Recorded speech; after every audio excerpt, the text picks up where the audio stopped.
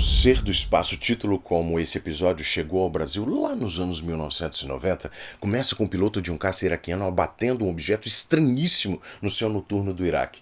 Essa coisa acaba caindo em solo da Turquia e os agentes da OTAN numa base da fronteira vão atrás. Corta para um caminhoneiro, um motorista de caminhão rodando pelas estradas quase desertas do Tennessee. Ele tem uma arma aqui no banco do carona e isso é suspeito, criança.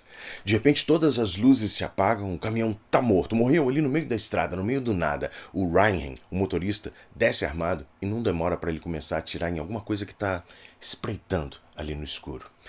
O Mulder e a Scully já estão investigando o caso logo no dia seguinte, mas o caminhoneiro é liberado, sem mais nem menos, enquanto eles ainda estavam colhendo o depoimento. O policial que libera o sujeito está meio assustado, meio tenso. E é aqui que as coisas começam a ficar interessantes, criança. E olha que esse episódio está cheio de coisas interessantíssimas.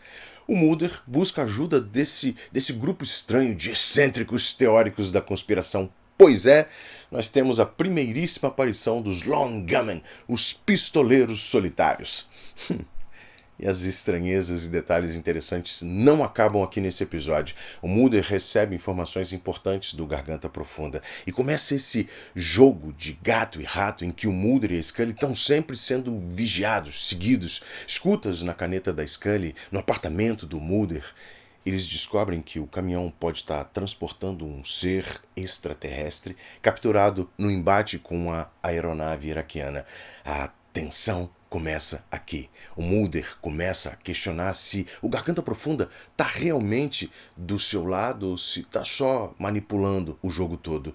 Em uma cena eletrizante, o Mulder e a Scully finalmente conseguem acesso ao caminhão, mas o que eles encontram lá é surpreendente, perturbador.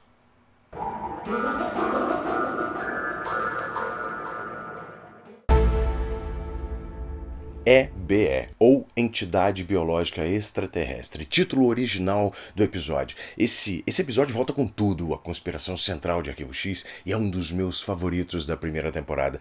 De Arquivo X todo, e mistura desconfiança em relação ao governo, manipulação da verdade, segredos, mudança de lado, diálogos impactantes. Eu tava precisando desse episódio aqui, que faz referência tanto à paranoia da Guerra Fria quanto às teorias da conspiração que eram populares quando eu assistia Arquivo X lá nos anos 90, como o caso Roswell, o projeto Blue Book. E aqui, o Chris Carter questiona para nós até que ponto as autoridades estão dispostas a ir para manter segredos, mesmo que isso signifique enganar os seus próprios cidadãos. A filosofia da verdade, da percepção da verdade, é que está por trás dessa história aqui, desse episódio.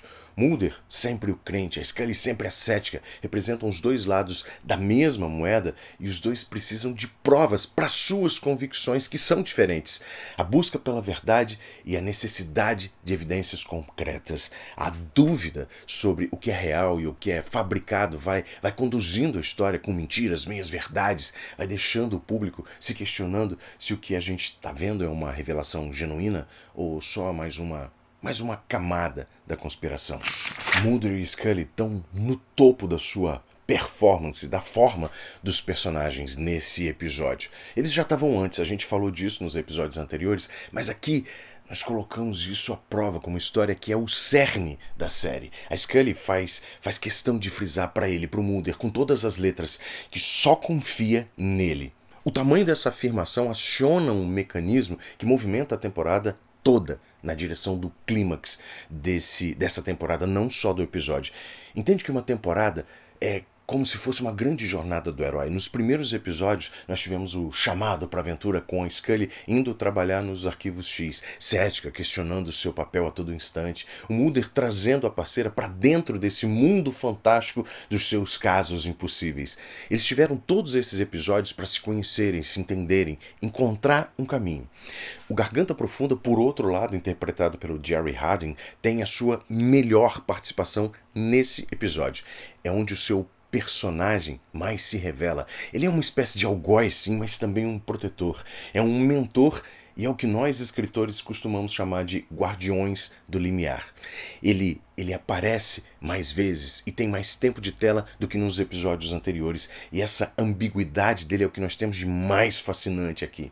E a maneira como ele molda a verdade, a mentira, de uma forma tão brilhante e convicta que deixa o Mulder e nós sem saber se ele está dizendo a verdade ou só nos mergulhando ainda mais na mentira. O Mulder não sabe se pode confiar nele mais, e essa tensão é explorada de uma maneira brilhante. O Garganta Profunda é uma figura enigmática que sabe muito mais do que revela. As suas interações com o Mulder são carregadas dessa tensão, desse mistério. Eu gosto muito da sequência em que o Mulder e a Scully se juntam para tentar enganar os perseguidores. Eles se dividem em Washington, a Scully compra 2 passagens de avião, o encontro dos dois super desconfiados lá em Las Vegas, depois seguindo para Seattle. É uma caçada frenética que coloca nós espectadores junto com eles nessa jornada. E a Scully devolvendo para o Mulder que a verdade está lá fora, mas complementando com e a mentira também. Aliás, essas 2 frases são um resumo do episódio, a alma de Arquivo X. Mulder e Scully finalmente abrem o baú do caminhão e ele está vazio. Existem evidências de que alguma coisa estava ali, mas agora está perdida. A decepção, a dúvida nos rostos dos 2 personagens são poderosíssimas. Mas então o Mulder mata a charada. Aquilo é falso, aquilo é fake. É mais uma pista falsa, mais um indício de que o Garganta Profunda não está do lado deles, de que os conspiradores estão sempre um passo à frente. Mas o Mulder desiste? Claro que não, criança. Outro diálogo fascinante do episódio são as linhas finais do Mulder e do Garganta Profunda. Depois que o informante, claramente o principal homem em comando na base que os agentes acabaram de invadir, conta a história dele. O Garganta Profunda explica as suas atitudes. Ele revela esse acordo secreto feito entre vários países depois de Roswell, de que qualquer EBE encontrado vivo tem que ser eliminado, e que ele mesmo é um dos 3 homens que já executaram um EBE até aquele momento. Aqui está a motivação apresentada pelo personagem. Ele está preso a uma diretriz, mas acredita que o Mulder é uma espécie de redentor para ele. Infelizmente, ele não está sozinho nesse segredo e, às vezes, mesmo contra a própria vontade, ele precisa moldar os fatos e verdades para proteger o Mulder. Você tá quieto demais, Mulder, o velho diz para o agente, ao que o Mulder responde, sentencia com toda a nossa percepção dos acontecimentos do episódio, da série até aqui. Eu tô tentando decidir em que mentira acreditar. Que diálogo maravilhoso, criança. O roteiro de EBE foi escrito pelo Glenn Morgan e o James Wong, até aqui, para mim, os melhores roteiristas da primeira temporada de Arquivo X. Eles se inspiraram em teorias da conspiração reais, como o projeto Blue Book da Força Aérea Americana. A direção ficou a cargo do William Graham, que conseguiu criar uma atmosfera tensa, sombria, corrida nos momentos certos, perfeita para o tema do episódio. E o título desse episódio, a sigla EBE, é mesmo o termo usado pelos ufólogos para descrever seres alienígenas. Embora não seja um termo oficial, acabou sendo popularizado por causa de Arquivo X. E eu preciso falar um pouquinho mais sobre a primeira aparição dos Pistoleiros Solitários, esse trio de hackers excêntricos que se tornariam figuras recorrentes e amadas pelos fãs da série a partir daqui. Eles são introduzidos quando o Mulder precisa de ajuda para rastrear o caminhão suspeito. Então nós temos o Byers, vivido pelo ator Bruce Harwood, líder do grupo, um cara com um ar sério, metódico, que fornece a expertise técnica necessária para as investigações. O Frohike, vivido pelo Tom Braidwood, que é esse cara excêntrico, o mais excêntrico dos 3, com essa paixão explícita por teorias da conspiração, um senso de humor bastante peculiar.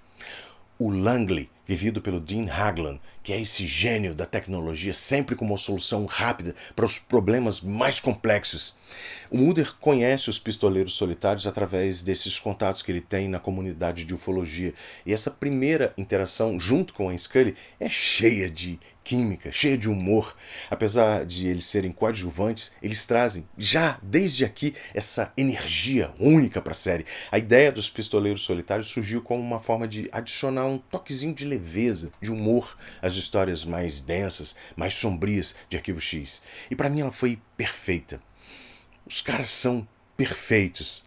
De verdade, Criança, eu já disse ali atrás e eu vou repetir de uma forma um pouquinho diferente. O Ser do Espaço é um dos episódios que mais informações revelaram até esse ponto da série, aprofundando a mitologia de Arquivo X e introduzindo elementos que seriam cruciais para o desenvolvimento da trama toda, da série toda. Ele é um exemplo perfeito do que faz a série ser tão especial. Mistério, suspense, personagens complexos, teorias da conspiração, dentro de teorias da conspiração, dentro de teorias da conspiração e por aí vai. Mas eu queria a sua opinião, criança. Que tal esse episódio? Sou eu que sou muito empolgado com ele? A gente está se encaminhando para a reta final da temporada e eu posso afirmar para você que o Ser do Espaço é um desses episódios que me fazem sentir toda essa vontade de rever Arquivo X. Eu sei, eu tô revendo.